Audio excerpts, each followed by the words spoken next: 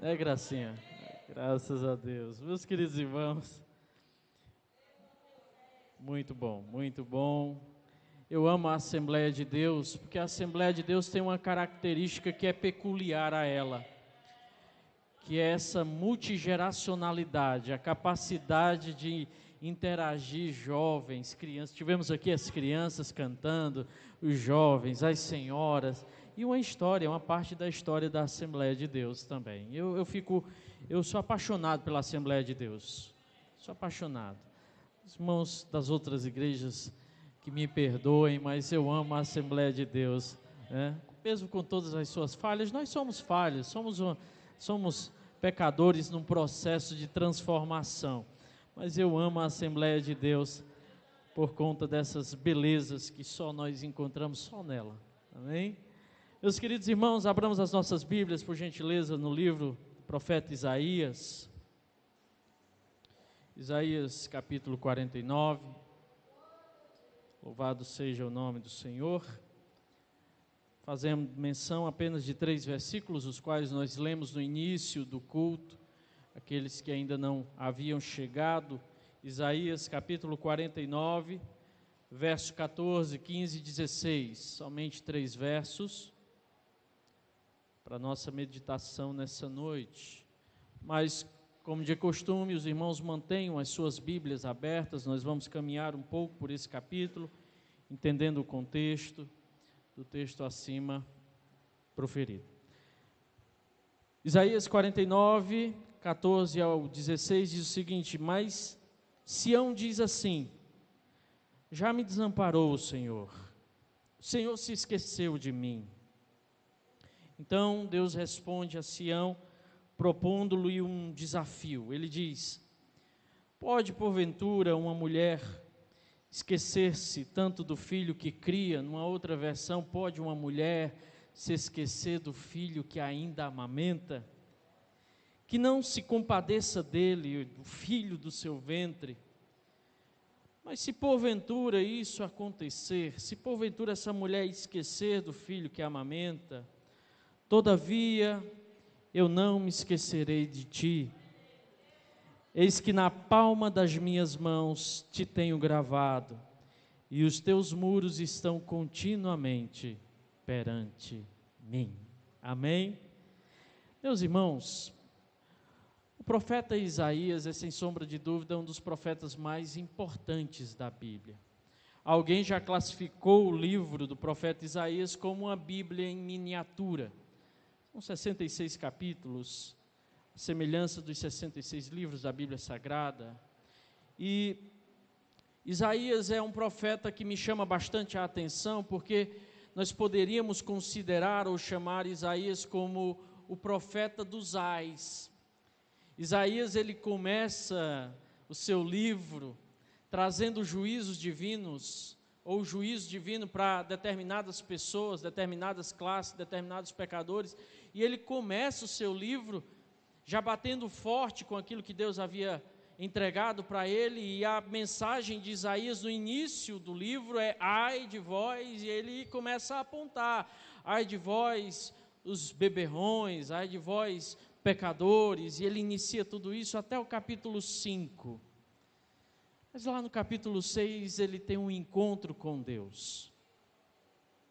Nós temos o chamado de Isaías, e nesse encontro com Deus, Isaías, ele é confrontado diante da grandeza de Deus a não olhar para os outros, não olhar para aqueles que estão lá fora, mas olhar para dentro de si mesmo. E aí, enquanto nos capítulos anteriores ele está dizendo: ai de você, ai de você, ai de você, no capítulo 6, quando ele se encontra com Deus, ele olha para dentro de si mesmo e diz: ai de mim. Porque diante de Deus a gente esquece todo o resto, e a única coisa que sobra sou eu e Ele. E Isaías será considerado por muitos um profeta messiânico, e isso não é errado, pelo contrário. De fato, Isaías será um profeta messiânico. As maiores revelações a respeito do servo do Senhor, a respeito do Cristo que ainda havia de vir, se encontrarão no livro de Isaías. e especificamente do capítulo 49, e especialmente nos 9 capítulos posteriores, nós vamos ter um retrato fidedigno daquele que ainda viria, o servo do Senhor, o Cristo. O capítulo 49, ele vai iniciar essa parte, talvez a parte mais importante do livro de Isaías, que vai estar falando justamente do servo do Senhor, que para nós cristãos reflete a figura do Cristo. O Cristo que virá, que sofrerá, que derramará o seu sangue na cruz do Calvário, está aqui, séculos antes, previsto e bem delineado, bem pintado a sua figura. A partir justamente desse verso, ou do capítulo 49, nós temos esse início, o início da descrição do servo do Senhor. E o texto de Isaías 49 tem algumas particularidades, ele se dá basicamente como um diálogo, uma conversa. E existem alguns interlocutores nessa conversa. Eu gostaria que você ficasse com a sua Bíblia aberta para nós conhecermos esses interlocutores. Em primeiro lugar, o capítulo começa com o servo do Senhor falando. Do verso de número 1 até o verso de número 4, o servo do Senhor vai falar, e no verso de número 1 ele diz: ouvi, ilhas, escutai, ó povos de longe. Aqui há uma pérola preciosa, porque o servo do Senhor, ele não estava falando simplesmente à nação de Israel. Aqui ele estava falando a todas as nações. Nós podemos ver que ter o vislumbre da salvação que o servo ou o Messias trará, não é simplesmente isolado para um povo, mas há uma universalidade nessa salvação. É por isso que hoje nós estamos nesse santuário, neste templo. É por isso que hoje nós nos alegramos, porque a salvação não era simplesmente para os judeus, mas foi para judeus e para gentios. É por isso que nessa noite nós temos motivos para nos alegrar, porque esta tão grande salvação nos alcançou.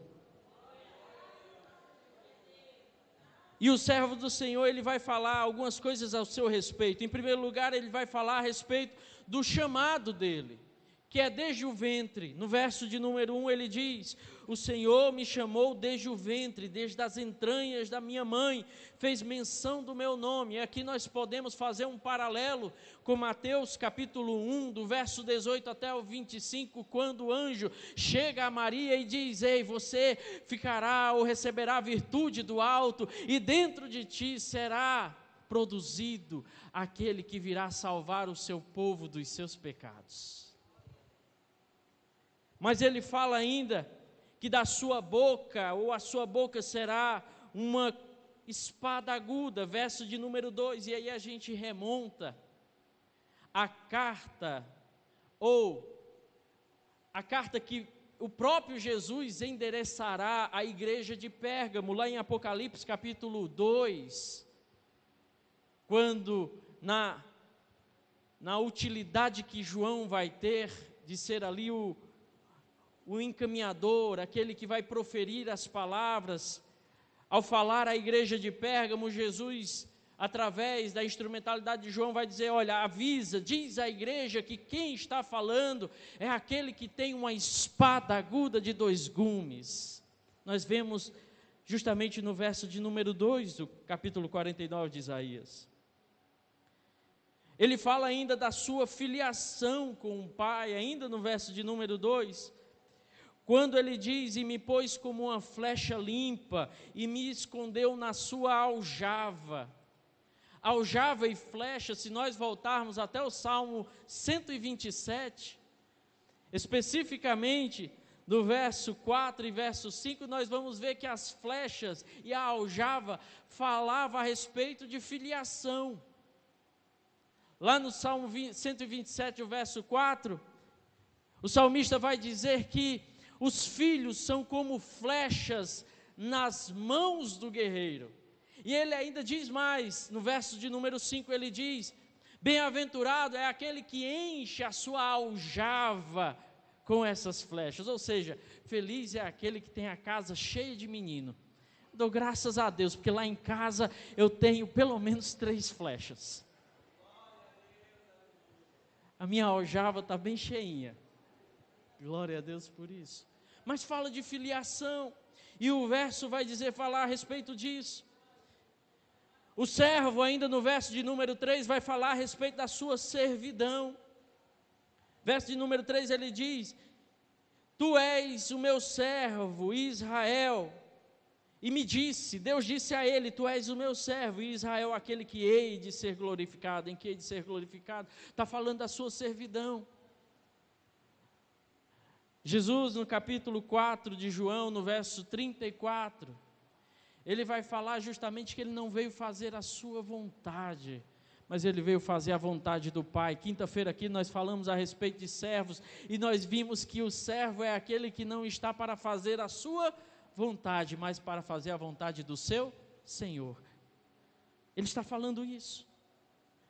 Mas ele também vai falar a respeito do seu aparente trabalho fracassado. Isso é interessante, porque no verso de número 4, o servo do Senhor vai dizer o seguinte: Mas eu disse, de balde tenho trabalhado inútil e vãmente, gastei as minhas forças, todavia o meu direito está perante o Senhor, e o meu galardão perante o meu Deus. Por coincidência, esse final de semana eu passei a ler um livro do Larry Titus, intitulado Liderando como Jesus. E o pastor Larry Titus vai dizer o seguinte: olha, Jesus passou 3 anos da sua vida fazendo um trabalho com seus discípulos, 12 discípulos, e aí quando a gente chega no final, lá na crucificação, parece que o trabalho de Jesus foi completamente em vão, porque um dos seus discípulos vai trair, e os outros 11 vão fugir. Aparentemente parecia que o trabalho de Jesus havia falhado, mas só aparentava, porque depois da ressurreição de Jesus, aqueles homens estiveram dispostos a dar a vida por Jesus, porque Jesus deu a vida por eles. Louvado seja o nome do Senhor. Parecia estar tudo ser um trabalho em vão, todavia Deus fez prosperar aquele trabalho. Depois dessa primeira passagem do servo falando, nós temos agora o Senhor, o soberano, falando com o seu servo, a partir do versículo de número 5 até o versículo de número 13. O soberano vai falar com o seu servo e vai animar o seu servo. Posteriormente, abre-se um adendo, depois dessa mudança de interlocutor, nós temos agora Sião falando. A nação de Israel falando, e nós encontramos no verso 14 a declaração de Israel, a declaração de Sião, quando ela diz: Já me desamparou o Senhor, e o Senhor se esqueceu de mim. Para nós entendermos o contexto no qual Sião está falando, Judá está no cativeiro babilônico ainda.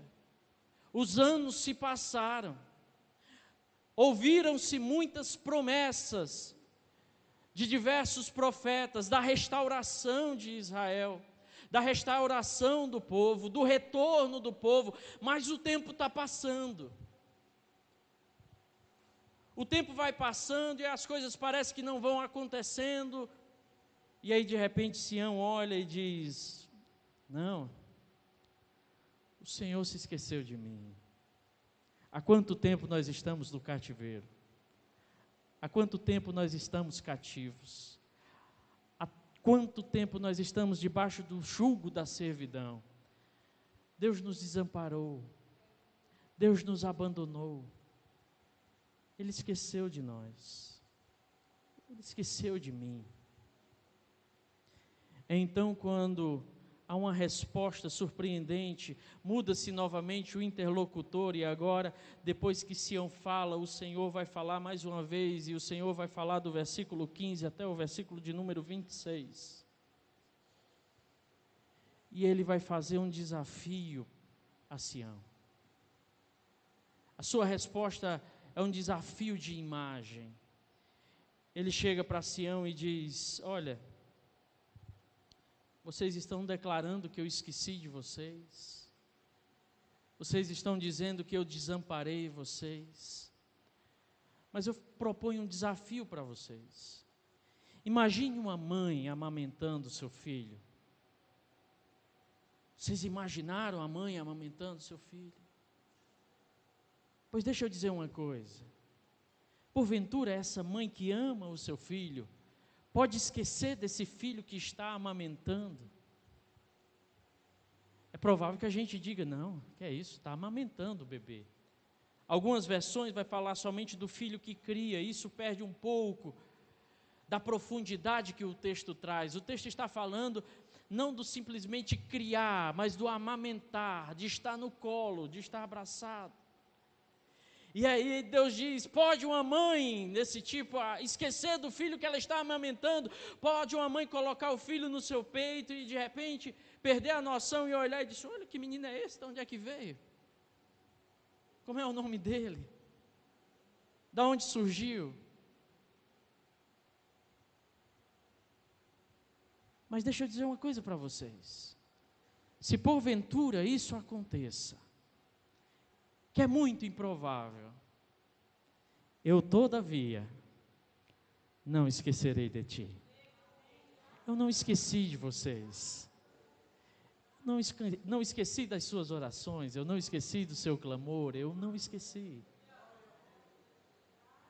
E aí ele prossegue e diz, nas palmas das minhas mãos, vocês estão gravados. E os teus muros estão diante de mim continuamente. E essa é uma das passagens mais belas. Isaías, a partir do capítulo 49, terá passagens belíssimas, mas essa passagem ela é bela. Ela é bela porque nos mostra que o cuidado que Deus tem para com o seu povo, para aquele aos quais Ele ama, é um cuidado que não muda e que não há possibilidade de esquecimento. E quando eu olho para esse texto, eu enumero pelo menos 2 lições que são importantes e trazidas a respeito desse texto, ou nesse texto.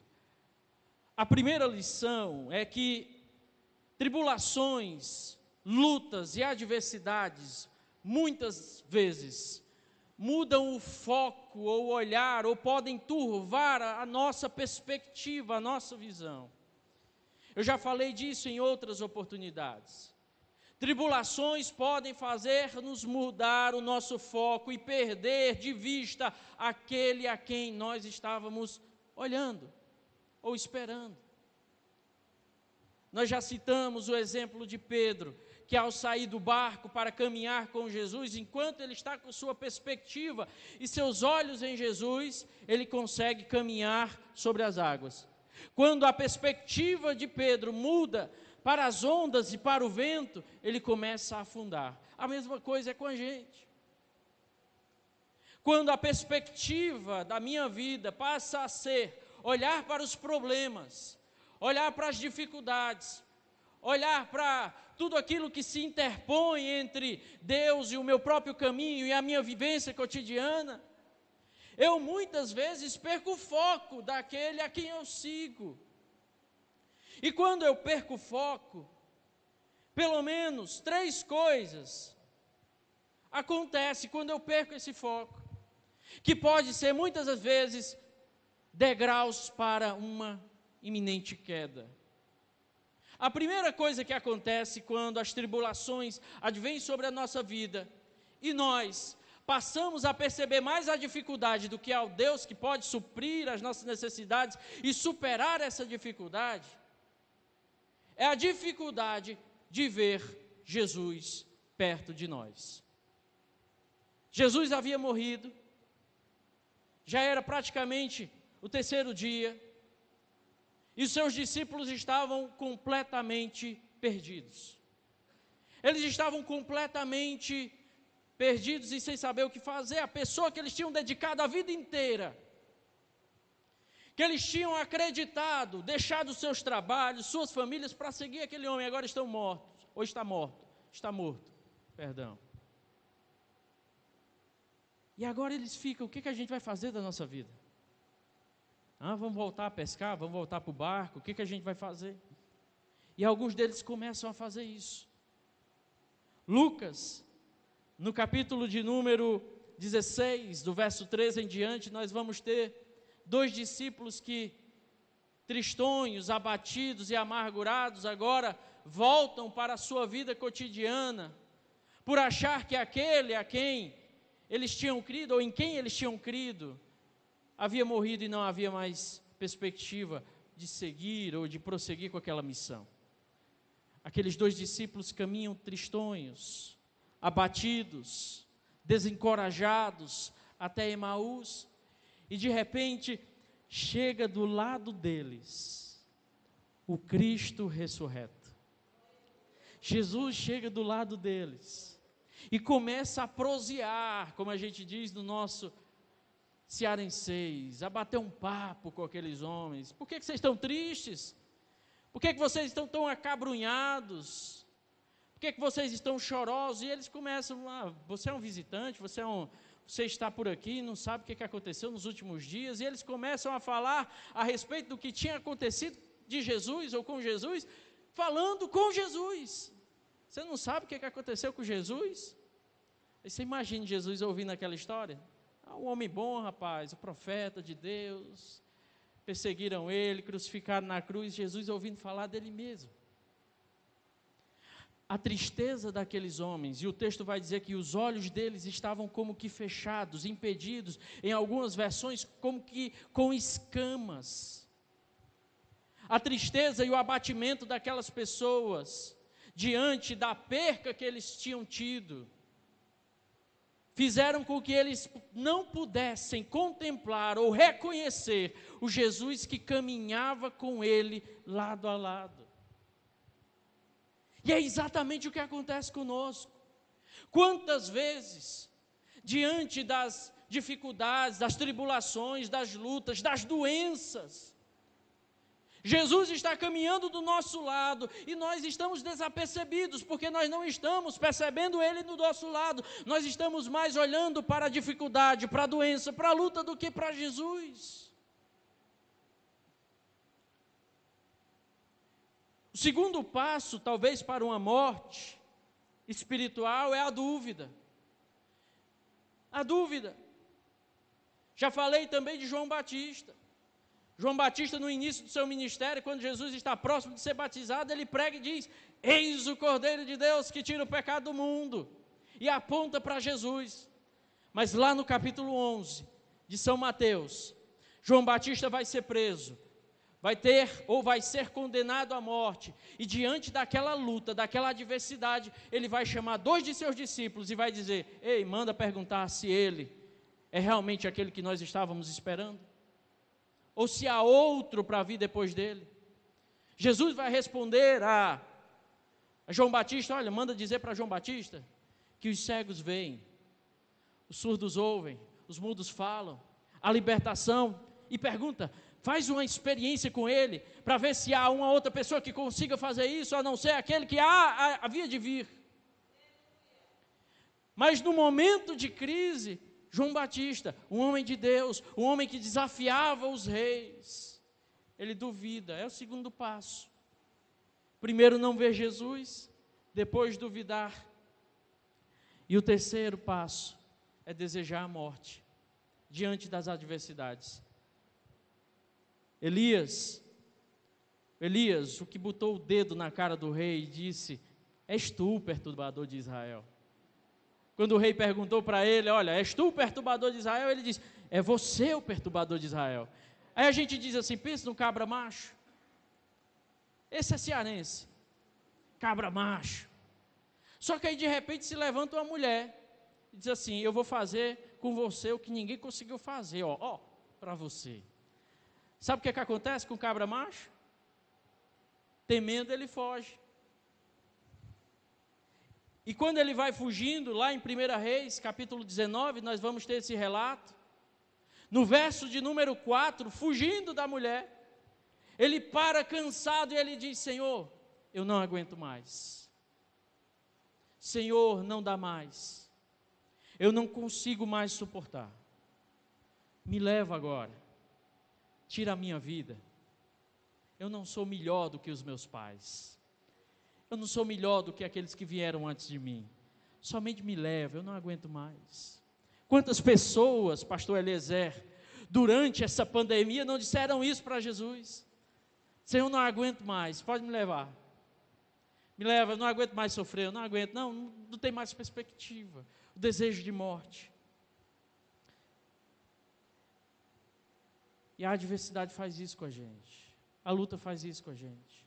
Sião olha para Deus, olha para a sua situação, tantos anos no cativeiro, tantos anos de luta, e ela diz: o Senhor nos desamparou, o Senhor se esqueceu de mim. Ele não lembra mais. Sabe aquela oração lá de 1900 e bolinha, que você vem orando, e nada aconteceu ainda? Não, o Senhor se esqueceu.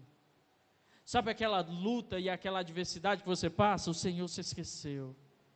Ele desamparou. Mas aí de repente Deus se levanta e traz esse desafio. Pode uma mãe que tem um filho no seu colo, que está amamentando, pode ela se esquecer do seu filho que ama? Eu não sou mãe, eu sou pai. Eu sou pai, eu não posso falar como uma mãe, eu não posso dizer ou falar a respeito de um sentimento que só mães podem ter. Mas eu sei que esse sentimento de uma mãe para com o seu filho é algo profundo. É algo extremamente profundo. É algo que muitas vezes nem a própria ciência consegue descrever. Porque vai para além daquilo que pode ser explicitado em algumas laudas, em algumas pesquisas. Não, vai além. O amor de uma mãe para com uma criança, para com seu filho, que ela ama, que ela amamenta, é algo profundo. Deus olha para Sião e diz: eu sei que vocês estão passando por dificuldade, e eu sei que vocês pensam que eu desamparei vocês, vocês pensam que eu esqueci vocês, vocês pensam que eu esqueci aquela luta, vocês pensam que eu esqueci aquela causa, vocês pensam que eu esqueci aquela doença que estava lá, vocês pensam que eu esqueci. Se uma mãe que amamenta o seu filho no seu peito se esquecer, pode ela se esquecer do seu filho que amamenta? Se todavia ela se esquecer, algo improvável, saiba de uma coisa: eu não sou a mãe que esqueceu, eu sou alguém que não te esquece. Eu não esqueço de vocês. Mesmo que a mãe esqueça do filho que está amamentando, eu não esqueci de você. Eu ainda sei das suas dores, eu ainda conheço as suas lutas, e eu ainda sei da sua história, eu estou escrevendo ela. O problema é que nós estamos atrelados e presos à nossa proposta temporal, e nós achamos que Deus está preso às nossas conveniências do tempo. Nós vivemos uma geração hoje, que eu já falei aqui, a geração do 5G, já está vindo o 6G, a gente gosta da resposta na lata, nós gostamos de responder a resposta na hora que nós falamos. A gente manda mensagem no WhatsApp e já fica esperando a pessoa responder. Deus não é assim.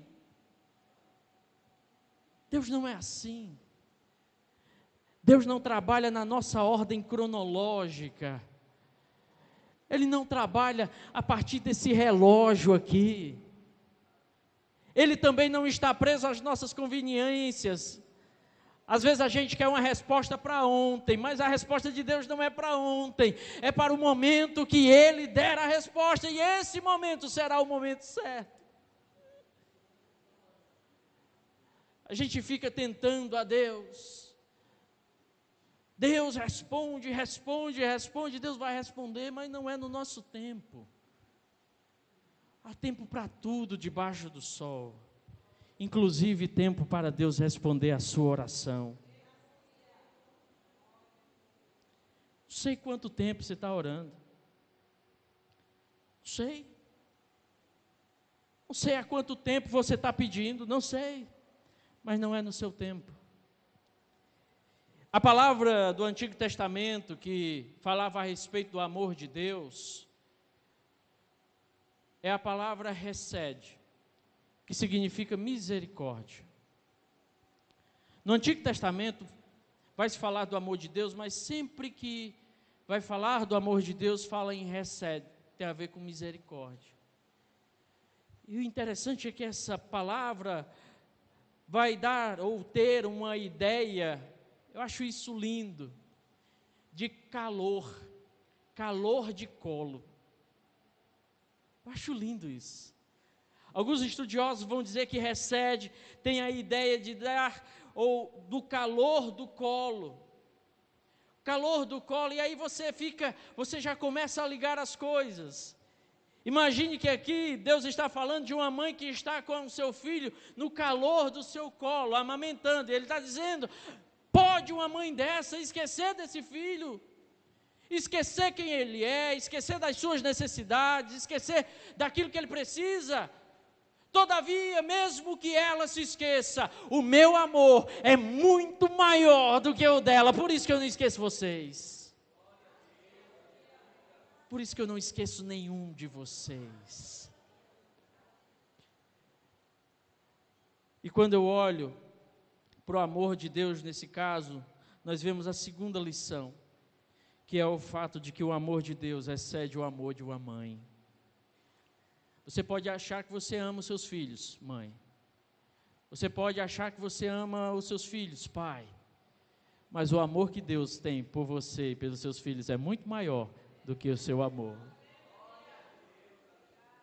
E aí nós podemos encontrar algumas coisas a respeito do amor de Deus.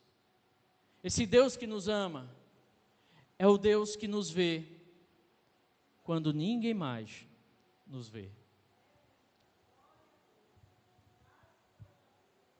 João capítulo de número 1, verso 47 até o 49. Os primeiros discípulos de Jesus vão chamar um jovem chamado Natanael.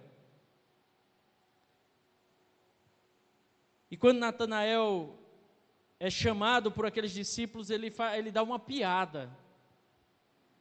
Vem ver, nós encontramos aquele que veio suceder o Moisés, o mestre. E Natanael pergunta, de onde é que ele é? Aí diz, é de Nazaré. Aí ele diz, e pode vir alguma coisa de Nazaré? Pode vir alguma coisa que preste de Nazaré? Ele chega diante de Jesus e Jesus diz, eis aqui um verdadeiro israelita, que não há dolo, nem falha nenhuma. Aí Natanael fica assim, como assim? De onde é que tu me conheces? E aí Jesus diz, ei Natanael, eu vi você quando ninguém mais estava vendo. Eu vi você lá embaixo da figueira. Aí Natanael, no próximo verso, ele vai dizer, Rabi, tu és o Filho de Deus. Tu és o Rei de Israel. Natanael reconheceu, ninguém me viu, ninguém estava me vendo, mas ele me viu. Talvez eu não possa ver o teu sofrimento. Talvez a igreja não possa ver a sua luta. Talvez os irmãos não possam conhecer a dor profunda do seu coração. Talvez nós não te vejamos, mas Ele está te vendo mesmo quando ninguém mais te vê.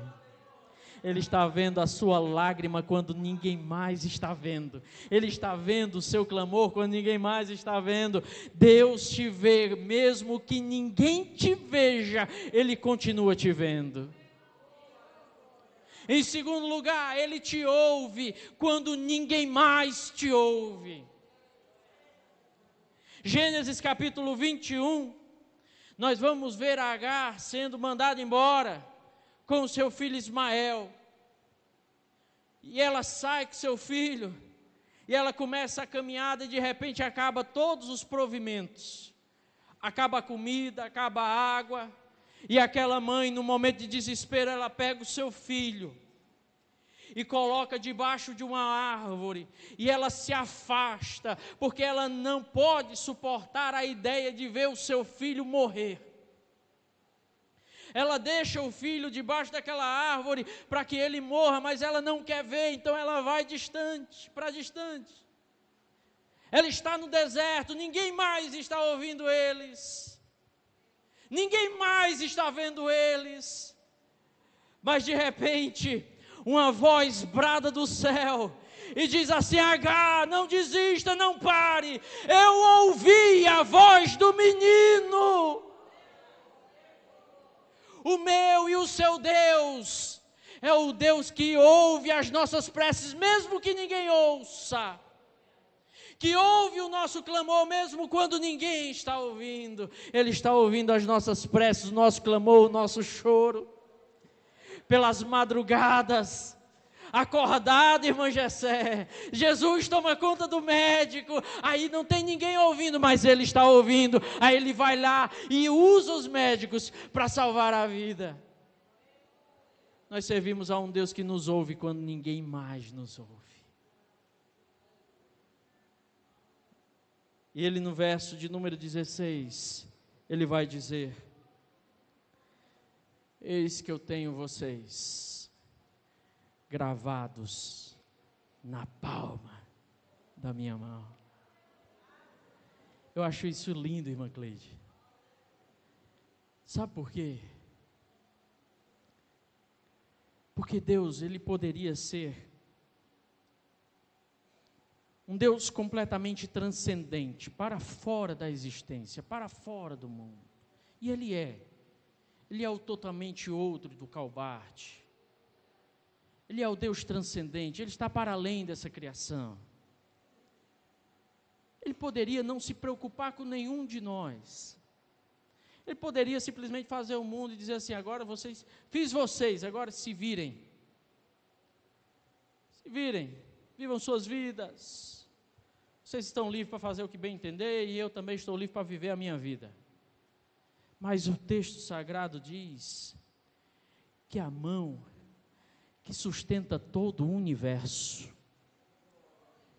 que a mão utilizada para criar ou formar o homem, que a mão que sustenta as estrelas, e o mar não pode nem se medir com essa mão mede no palmo o mar e os mares, essa mão que está estendida e sustenta esse universo no qual nós vivemos, essa mão tem você gravado nela. Quando Ele olha para essas mãos, Ele vê Sônia, Ele vê Conceição, Ele vê Pablo. Quando Ele olha para essas mãos, Ele vê a minha e a sua vida. As mãos do Criador têm gravados nela a mim e a você. Você já imaginou que grandeza? E aí você imagina: eu não mereço, eu não presto para nada. Tem um hino antigo, o irmão pastor Eliezer deve conhecer, que dizia: nós somos apenas o barro que sobrou. Mas o Criador do universo fez questão de colocar lá Clarissa, Célia, Eliezer, Ayrton, Damião, Maria, José, Pedro. E aí ele prossegue e diz o seguinte: vocês estão continuamente, seus muros estão continuamente perante mim. Sabe o que Deus estava dizendo para Sião? A possibilidade de eu esquecer vocês é nula. A possibilidade de eu abandonar vocês é zero. A possibilidade de vocês serem deixados à míngua por mim, ela não existe. A possibilidade de vocês caminharem sós, eu não deixo. Eu estou com vocês até a consumação dos séculos. Quantos podem dizer amém nessa noite? Vamos ficar de pé. Vamos ficar de pé nessa noite. Louvado seja o nome do Senhor. Eu não sei se há entre nós alguém que não professa a mesma fé que nós. Mas se houver, eu gostaria de convidá-lo aqui à frente. Esse Deus que não te esquece, hoje Ele marcou esse encontro para dizer que Ele tem cuidado de você, que Ele te escuta quando ninguém mais te escuta, que Ele te vê quando ninguém mais te vê, que o seu amor excede o amor da mãe mais amorosa. É esse Jesus que nós estamos pregando aqui. Se nessa noite há alguém que deseja vir à frente, aceitar a Jesus ou se reconciliar, venha, nós queremos orar por vocês. Vamos louvar a Deus antes de nós orarmos.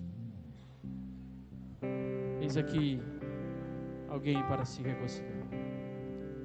Estaremos orando por esse jovem. Há mais alguém nessa noite? Venha. Venha nessa noite. Mesmo sendo assim, pobre pecador, Deus me ama. Alguém nessa noite? Venha, nós queremos orar por você.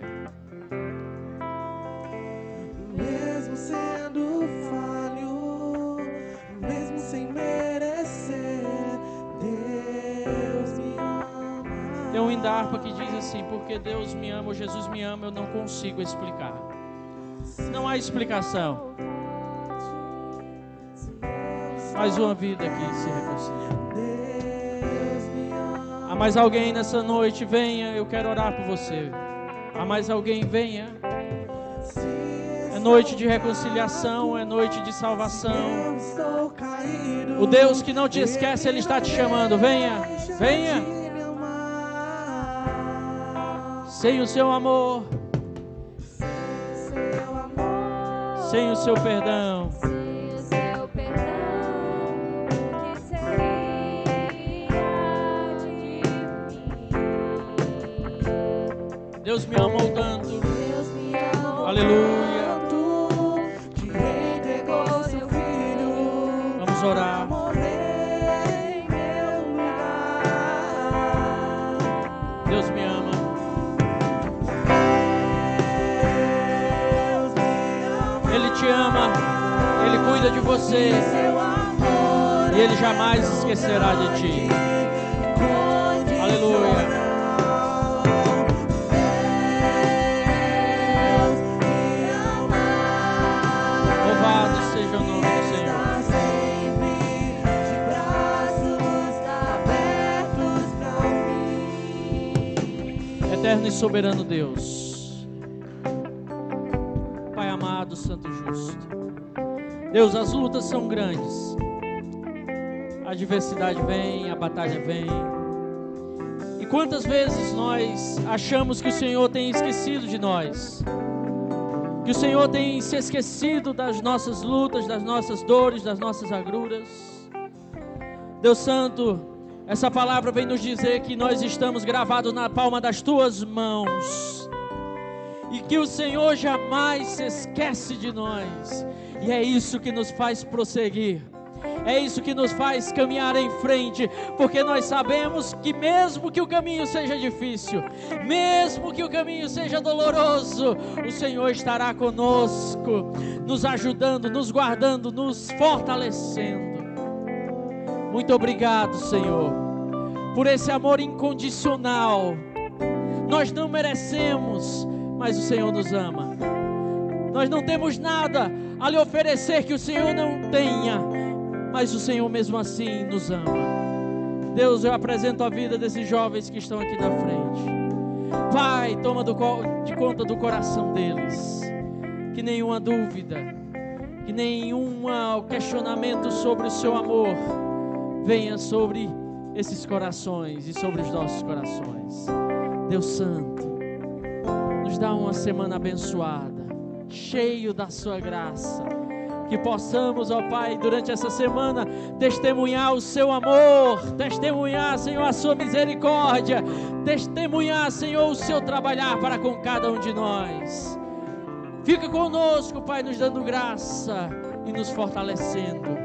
E que a graça de nosso Senhor e Salvador Jesus Cristo e o amor, esse amor incondicional de Deus nosso Pai, e a comunhão e as consolações do Espírito Santo esteja com toda a igreja do Senhor Jesus, desde agora e para todos sempre. A igreja diz: Que Deus em Cristo vos abençoe. Louve a Ele.